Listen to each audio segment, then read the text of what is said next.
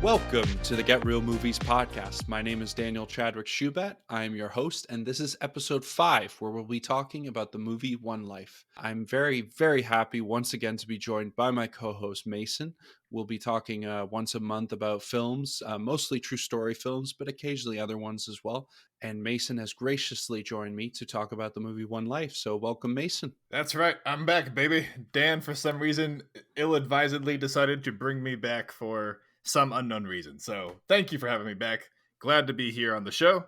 And I hope, nothing gets ruined due to my shenanigans. Well, it's okay, Mason. People were warned you were going to be here. They Gotta were have a disclaimer. Yeah, they were forewarned that it's going to be a while until you leave. So I'm happy you're here. I think the listeners will learn to love you just like I have as well. I'm like the George Santos of podcasting. Like everybody hates you, but you gotta have the draw, the content draw. So, I'll be making cameos about terrible things in the near future. I love your obscure references. That's why people listen to movie podcasts, for obscure American politics references. Yes. Well, our American listeners, I'm sure, will appreciate it. For our Canadian listeners, I'm trying to think of a comparison. There is none really. George Santos is one of a kind when it comes to American politics. So, anyways, movies. moving on, moving on to movies. Yes, movies on. Movies on. I like that. Very puntastic. We have a few things to talk about today before we get to the review of the movie One Life. I'm looking forward to chatting with you about that. But the Oscars are coming up. They're actually already happening by the time we release this episode, but we're going to make our predictions, and then you guys can see how right I'm going to be and how wrong Mason's going to be. So I'm going to start off. We're going to do 5 categories. So we're going to do our predictions for Best Picture, Best Actor, Best Actress, Best Director, and Best Original Screenplay. So just the top 5 that I care about the most. And obviously, all of the other ones are just as important, but we don't have an hour to talk about it. So first off, I'm going to ask you, Mason, what is your prediction for Best Original Screenplay? See, you've already set yourself up for failure, because what if I say one that you agree with? Then we're both going to be wrong due to your own assumptions there. But to answer your question, Best Original Screenplay, I'm going to go with The Holdovers. A very unique, unexpected film that I wouldn't have thought I would enjoy, but the way that it's delivered and kind of dryly acted out in the best way possible, utterly entertaining. Well, Mason, you've already caught me, so I'm going to have to agree with you there. There you go. I've heard many good things about May, December, and Anatomy of a Fall. Those are 2 I haven't seen yet, so maybe I'm not fully prepped for this list, but once I saw The Holdovers, there was really no other film that I was going to choose. It was one of my favorite, if not my favorite, from last year. I was utterly surprised by the beauty of it, the simplicity, the comedy. It's just masterfully written. David Hemmingson wrote the screenplay, and I just thought it was witty and full of great banter, and the juxtaposition between Paul Giamatti's character and the newcomer, his name is escaping me right now, the student and the teacher. It was just such a great contrast and something that we can all relate to. And I think it was just a wonderful, wonderful film, and probably my favorite of last year. So I'd have to agree with you on that one, surprisingly. So already I'm shooting myself in the foot. See, you got to check yourself before you wreck yourself. All right, so moving on. Best actress. Who are you thinking? Best actress. Well, this is a tough one because I have seen 3 of the films that are featured in this. I know a lot of people are pulling for Emma Stone from Poor Things. I thought she was great, but for me, it was a real toss-up between Lily Gladstone and Carey Mulligan. I loved Carey Mulligan's performance in Maestro. I thought it was really brilliant and kind of understated compared to, how would you say it, Bradley Cooper's rather boisterous performance as Leonard Bernstein. I did really like the film, and I know some people it didn't hit the spot, but I thought she was really the unsung hero of this film, and I'm going to have to go with Carey Mulligan. I thought Lily Gladstone was fantastic in Killers of the Flower Moon. She probably will win it, and deservedly so, but Carey Mulligan just really captured me with her performance. Interesting. See, with that preamble, I thought you were going to go to Lily Gladstone, but you're choosing Carey Mulligan. Okay, I know. I like being unpredictable. The purpose behind this section of the podcast is who we think will win, right? Not necessarily who we think should win. Yes. I don't think Maestro is going to win anything. I think Bradley Cooper is creations are cursed in the Oscars. And also, I wasn't personally impressed with the film. I have utmost belief that Lily Gladstone will win this Oscar. She does deserve it. I believe like she gave a roundhouse performance, and I actually thought the movie was actually kind of meh, like B plus. Scorsese on his worst day is still better than 90% of film. But Lily Gladstone really came out swinging. I think she absolutely nailed it and was the highlight of that film. So we'll see who wins there. I agree, and I kind of changed it a bit there. I liked Carey Mulligan's performance the most, but I do think Lily Gladstone will win. And once again, we are agreeing. So once again, I really didn't set myself up well here because Th- I th- hope we're both right. we need to disagree more. We need more disagreements to make good content. All right, give me a controversial pick for your best actor. Well, I think there's going to be a last minute shock personally, and I think that Paul Giamatti is going to win the Best Actor Oscar. I know you're a total holdovers fanboy. I knew Paul Giamatti was, I agree. I think it's going to be Paul Giamatti. Like it's not going to be Bradley Cooper because Maestro was ass. Okay, to be fair, I haven't seen Rustin, so I don't know how good Coleman Domingo was in that. But yeah, Paul Giamatti, fantastic. Cillian Murphy, also fantastic, but much more understated of a performance. So there weren't like a whole lot of like Oscar bait Cillian Murphy like monologues in that film. No. So I don't really see him winning there. And Jeffrey Wright, fantastic performance, but again, like understated, like very contained because that's the character, which is fine. But I very much see Paul Giamatti taking this one. Plus, he deserves it. He's been in the game for so long, you know. Yeah, and it was quite funny for me when I was thinking about it with Cillian Murphy. The real Oscar kind of grab moment that would have been perfect for Best Actor was actually Matt Damon saying it when he's shouting at the guy, saying, "It's the end of the world!" And he's just freaking out. And I'm That like, that that was yeah. if Cillian Murphy had that part, then maybe that would be the thing they would show on the screen while his name was being brought up for Best Actor. But anyways, I do think it'll be Paul Giamatti. I'd be very happy if it is Cillian Murphy because I did love Oppenheimer as well. That's one of my top films, but I think there'll be a little bit of a shock on the horizon. And I also think they want to reward an actor who's been there so long and Yeah. had so many wonderful roles. But next, I do want to ask the second last one that we're going to talk about is Best Director. So who is your pick for Best Director? For the love of God, give it to Nolan. It like the dude is a legend, and how he hasn't won Best Director yet in his life is utterly insane to me. If this doesn't get him the Oscar, that Nolan right now is at Leonardo DiCaprio levels of not getting an Oscar bait for me right now. Like he should have gotten it years ago. It's almost laughable how he hasn't yet. So I fully believe that Nolan will get it, and if he doesn't, I'm gonna throw a TV through a window. Not a window through a TV? I don't know. We'll see how strong I am.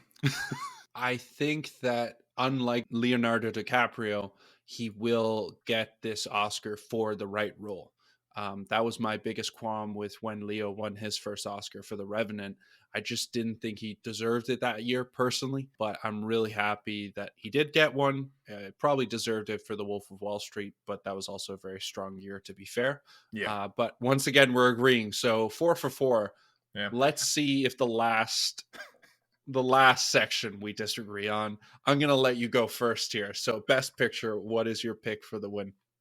All right. Before I say I do want to give a shout out to Poor Things. I watched Poor Things because Daniel asked me to. I wasn't planning on watching it, but after I did, I absolutely loved it. Loved the performances. I loved the Mark Ruffalo shuffalo. Like everything about it was just so witty and unique and wonderful. So that was definitely a front runner.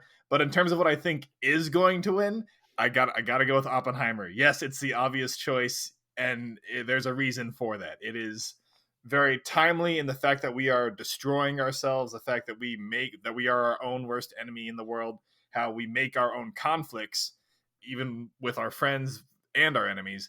It just doesn't be any more topical and at the right time, and like with the performances, everything just comes together so neatly and well. These other films on here, I've seen the majority of them. They are great, but in terms of like most pinpoint best time Oscar bait film, I think Oppenheimer is the front runner for me. All right. Luckily, we are picking a different one for this one. My pick for Best Picture is Maestro. No, I'm kidding.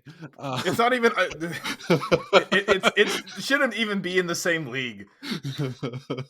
No, I will be honest, I did enjoy Maestro. It made me listen to Ugh. Leonard Bernstein's music, and that's how I judge a film like that. Did I think Bradley Cooper's performance was a bit OTT? Yes, but I did enjoy it. But no, my pick for Best Picture is once again a little surprise, and my favorite film of last year, The Holdovers. Yeah. I know you're not surprised by that I'm pick, not, but no. I I just think that in the end the academy is still made up of a lot of older people, and as much as Oppenheimer is a great historical epic and one of the best films of last year, one of Nolan's best, I absolutely love it, and I'm still deciding which film I love more, The Holdovers or Oppenheimer, because they're so different, correct? But They're I very think, different films, yeah. yeah, but I think The Holdovers is just such a whimsy and a beautiful film, and it really captures every side of humanity, and it kind of it talks to people's experiences from all over different cultures and divides, and I think it relates as much to me, an immigrant from Europe, as it does to anyone else who might have seen it. So I think that it will win in the end. It'll be a huge surprise, a worthy one. But again, I would not be angry if Oppenheimer won it. As long as Christopher Nolan wins Best Director, I'm a happy camper. I'm in Yeah. agreement with you there. But that is my pick for Best Picture. So when you listen to this, listeners, you will be able to check if we were right. I hope we were right on most of them. Christopher Nolan winning the Best Director Oscar will be basically my chicken soup for the soul, just like when Ennio Morricone won a couple years ago for The Hateful Eight. Just like finally seeing that overdue recognition will really just do it for me personally. Yeah, and the Oscars loves a an overdue recognition story. They did it with Leo, they did it with Morricone, like you mentioned. I think they'll do it with Giamatti and with Nolan as well. So I'm quite excited.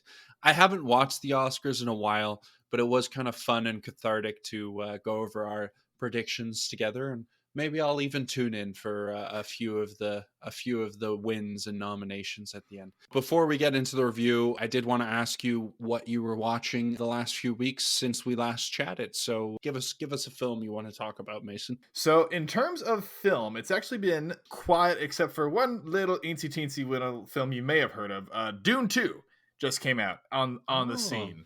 Absolutely incredible film for a number of reasons. I do think that a lot of the conversation around it deals with how it's a blockbuster of actual value versus how many blockbusters have put out this season that you can tell are really just churned out of a machine. The film is great no matter what. I wouldn't call it a 10 out of 10. I would absolutely recommend seeing it on the biggest screen possible. Loved it. I see why the conversation is centered around it. yeah. So I'm just going to join in on this conversation because that's one of the films I wanted to talk about as well. I saw Dune 2 on the Thursday night preview screening. I was very excited. All our podcasting friends and all the people in the press that I know that went to see this movie were just talking about how much of a masterpiece it was. So my expectations were kind of built quite high. Similar to when Deadpool came out, and I'm not comparing the two films, but my expectations were very high going into both those films. I kind of had similar reactions to both, where I enjoyed them. I thought that they were really well directed. I thought that the performances were really enjoyable as well. But I was just underwhelmed for some reason, and I couldn't really put it into words with Deadpool as much back then, and even now. But with Dune, I feel like I can put it into words a bit more. So, like I said, Denis Villeneuve does not much wrong in my eyes. He's a wonderful director. Arrival is probably one of my favorite films of all time. Arrival's his best in my eyes for sure, yeah. 100%. And sci-fi wise, it's just a phenomenal film, but also the human aspect of it. And I think it's one of the few films that if I watch it, I am bawling at that ending every single time. It doesn't matter if I've seen it 100 times. So I have nothing but respect for Denis. I thought there were some really great performances spread throughout this film. I thought Zendaya was actually quite good. I loved Javier Bardem. He was really Yeah, solid as he's well. great. He was The really still got funny. memes Yeah, to peak.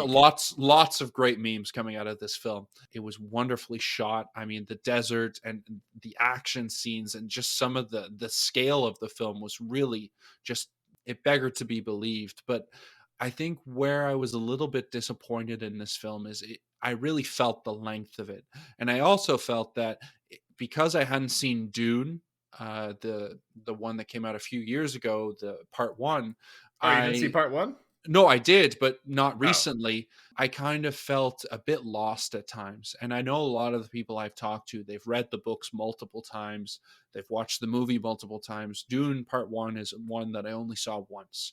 So I felt a little lost at times. And then finally, which is where I might get the most hate if there's any stands out there, Timothy was just, to me, not very believable as an action star and this, messiah who couldn't be defeated in battle and things like that. I just, maybe it's because I saw Wonka too recently, but he's just not someone that I really take as this messiah that people look up to and think is going to save their universe. And I don't know. The movie didn't convince me much otherwise. I'm not trying to knock it. I'm not trying to knock Timothy's acting chops. I think he's a wonderful actor. It's not something I really bought, and I know they're coming out with a third one, and I feel like my opinion might change maybe when I watch Dune Part One again and then watch Part Two right after. But I thought it was a solid blockbuster. Is it going to be on my year-end list? No. I enjoyed it. Didn't think it was something that should be declared an instant masterpiece personally. all right. Bigot confirmed. Daniel hates sand people. We all heard it. The entire world now knows. Well, they're actually called Freeman, but why would They're you actually know called that? Fremen, Daniel. Wow, can't even title them correctly. Well, Oh all dear. right. Oh So dear. that's two strikes in 10 seconds. I really messed up there. That's okay. It's I'll okay. own it. I'll own it. What's another movie you've been watching this week, Mason? That's been pretty much all the movies. I've been actually catching up on a lot of shows recently. I watched the Avatar live action. I'm a huge Avatar animated series stan. Though the live action was passable, obviously a lot better than the movie from M Night Shyamalan, but that's a really low bar to set.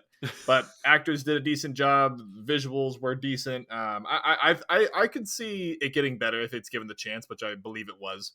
So Nice. that's been my main watch right now. You got anything else in the can? No, well, I'm actually in the same boat. I've been catching up on a few TV shows. So I've actually been watching Masters of the Air, the Apple TV show.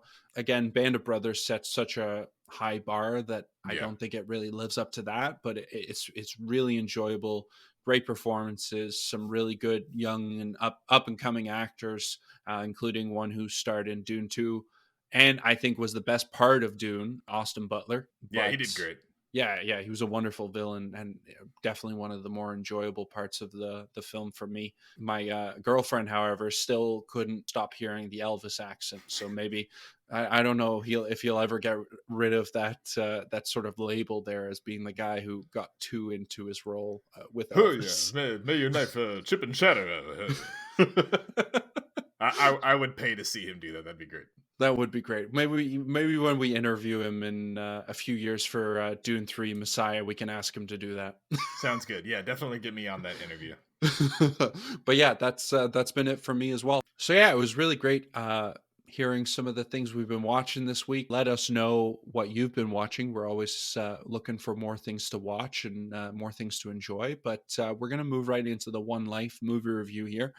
For those who don't know about One Life is the true story about Sir Nicholas Winton, a man who helped many children get out of Prague, Czechoslovakia at the time, before World War II started, and actually just as World War II started, including many Jewish children. So he's a real hero, and he was knighted for his services by Her Majesty later in his life as well. And this sort of talks about not only the story of him being knighted and saving all these children, but also the incredible reunion he has with the children he saved. So I'd like to ask Mason, before we kind of get into the film, what were some of your initial thoughts about the film?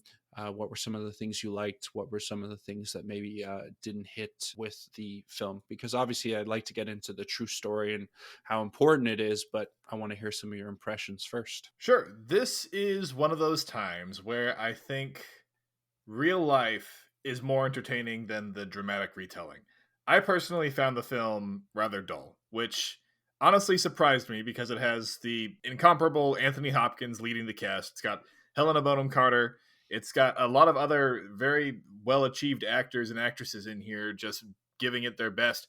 But this is a story that goes in between generations. It's a story that deals with a what is more or less a desk jockey who yes is saving children at the beginning of World War II, or right before World War II, leading up to the beginning of World War II. And I just didn't get engaged. I've seen the clip that this is all based off of about how he was received by the people he saved. That is a beautiful moment. The retelling was is just understated for me. I could not buy into it as well. So I was personally disappointed. Well, I hear you on some of those points. I personally did enjoy it. I thought that obviously nothing is going to be as good as the true story, and I agree on that point for sure.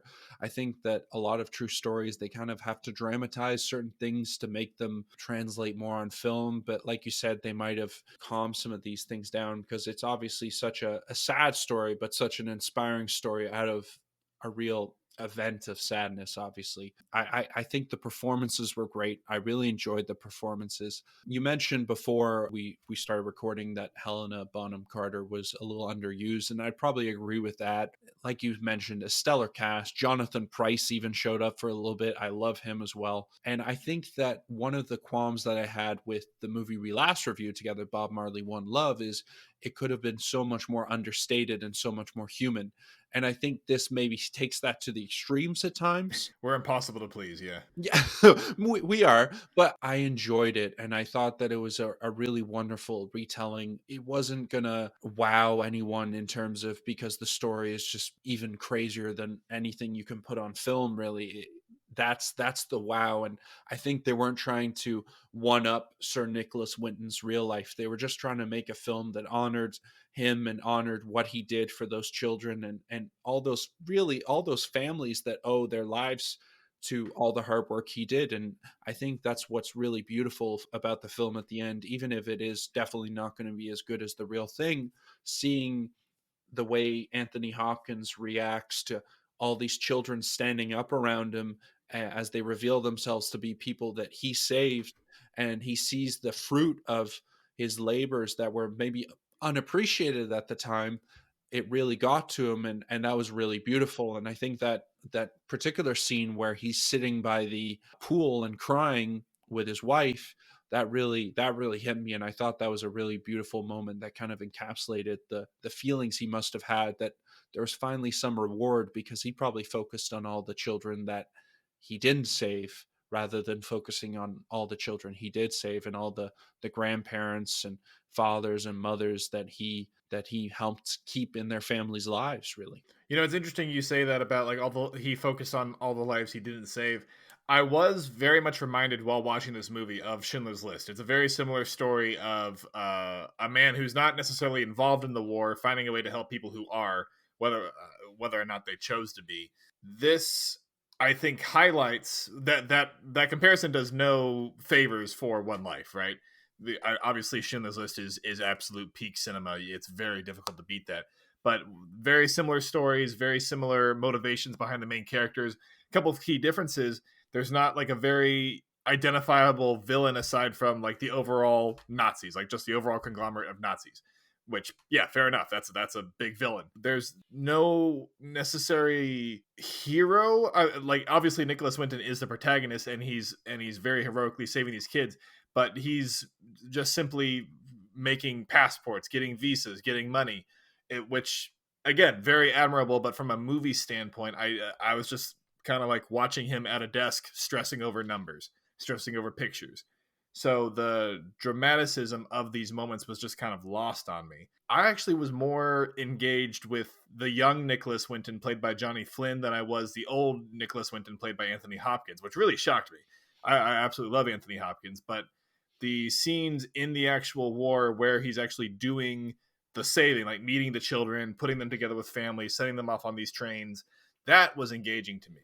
But seeing Anthony Hopkins just kind of morosely look over pictures, be kind of sad in his house with his wife, and then kind of just being an old man, just feels like an underutilized actor. I feel like he didn't have a whole lot to work with. Well, and I think for me that was the really fascinating part is halfway through the film, I was wondering why Sir Anthony Hopkins actually took this role, because it just seemed very, like you mentioned, just very sort of blasé and very understated, and not much to work with really. And I enjoyed going to see the younger Sir Nicholas Winton much more than I did the older version, which is opposite to how I thought I would have felt as well. And then the ending of the film is what really got me, and those little moments that he had where, like I mentioned before, crying by the pool and shaking hands with all these kids that he'd saved, now adults, and just some of the different things he did as he was cleaning up his house and meeting with people to give this scrapbook that led to the eventual revealing of who he was and all the children he saved. I thought that that's where I started really enjoying going to him, and I didn't feel the need to go as much into the past anymore. But obviously, this was a very focused story, and they didn't have the time to really build something like Schindler's List did, and it was a very run of the mill biographical film. I still enjoyed it. I thought the performances were great. This is something where I personally, I wouldn't run to the theaters to see it, but it's something that I would implore people to watch in theaters, even for the little reason of how important it is that we learn from our history and don't repeat it. And at this time where anti-Semitism and other bigotry are kind of rearing their ugly head in all parts of the world, I think it's a really important film to come out at this time, and one that I would definitely still go to see in theaters if I hadn't seen it beforehand. Oh, really? Okay, that Yeah. surprises me. I would go the complete opposite direction. Unfortunately, I would say absolutely be familiar with this story, like learn about the story, see the incredible video of the real Nicholas Winton being recognized by all the children that he saved, or at least a very good deal of them. A absolutely beautiful scene. I I would not see this in theaters. I wouldn't pay for it if it comes out on streaming. Great. Nothing to me about this movie screamed a must watch. I believe that the story is a must know. You could get all of that from a couple of videos and articles versus a 2 hour movie. Yeah, that's it. Well, I think that happens sometimes. We're not always going to agree, as we did with our Oscar Yeah. predictions or Bob Marley One Love. Yeah, I think that for our generation, our medium seems to be film, and that's how we learn. And that's why I love making this podcast, because it's important to know what you're being told in the film is true. And in terms of what I've read about this story beforehand and while I was preparing for the podcast, it is pretty close to the truth, and it doesn't dramatize much. So that's why I thought it was worth going to the theaters and watching. And I personally enjoyed it, even if it was a slower film. But it's okay. We don't have to agree all the time. You can't Yeah. always be right, Mason? Not everything has to have a sandworm in it to be entertaining. Yes. Exactly. I 100% agree in that. Although I do like the sandworm dance. I have done that on occasion.